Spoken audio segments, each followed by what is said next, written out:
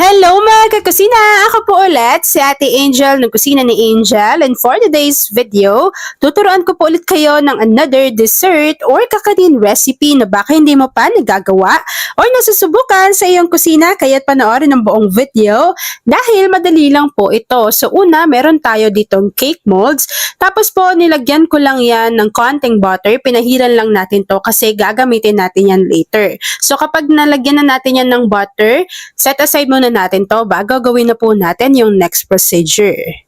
Sa isang kasirola, pagsamasamahin na po natin dito yung mga ingredients. So una, naglagay tayo dyan ng 1 cup ng cornstarch. Kapag nailagay na yung cornstarch, maglagay na po tayo dito ng evaporated milk, pero this time, 1 by 1 muna yung gagawin natin. So una, naglagay muna tayo dyan ng 360 ml ng evaporated milk, tapos po tinunaw natin yung ating cornstarch. After nun, naglagay ulit tayo ng isa pang evaporated milk. So in total, 2 lata po yan ng evaporated milk na meron tig 360 ml. After nun, maglagay na tayo dito ng 1 can or 390 grams ng ube condensed milk. Siyempre, ube flavor to, so ube flavor, then ang condensed milk yung ginamit ko dyan. After po nun, naglagay na rin tayo dyan ng konting vanilla essence or vanilla extract.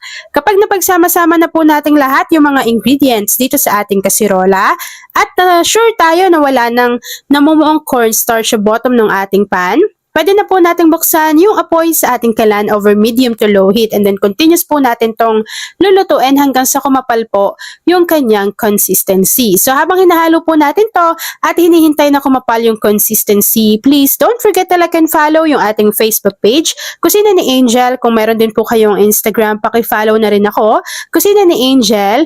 At kung gusto nyo matuto pa ng iba pang mga recipes o kaya naman gusto nyo rin mag-share ng mga niluluto ninyo everyday, pwede kayong sumali sa ating Facebook group. Andiyan lang po yan sa ating Facebook page.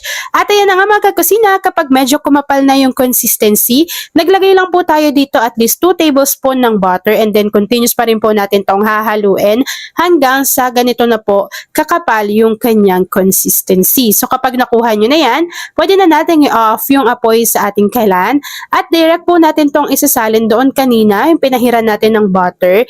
At kapag naisalin na po natin to dito, hintayin lang po natin tong mag-set pa at mag-firm. So palalamigin natin yan bago, ganun lang kadali. Ipapakita ko na sa inyo kung ano yung natapos nating easy or kakanin recipe. At ayan na nga mga kakasina, kapag lumamig na or nag-set na yung ating dessert or kakanin recipe, maglagay lang po tayo ng keso sa ibabaw bago pwede na po natin tong i-enjoy. At ayan na mga kakusina, tapos na naman po ang ating easy kakanin recipe na ube maha blanca, pero this time walang coconut cream or coconut milk. Kung nagustuhan mo yung ating video, please like and share this video. At kung hindi ka pa nakakapag-subscribe sa aking YouTube channel na Kusina ni Angel, please click subscribe button, click mo na yung notification bell, click all para lagi kang updated sa bawat ina-upload kong mga videos. O diba, kayang-kaya niyong gumawa ng ganitong easy kakanin recipe kahit wala tayong corn or kung wala man tayong gata. Yan. So yan lang mga kakasina. Thanks for watching and enjoy this video.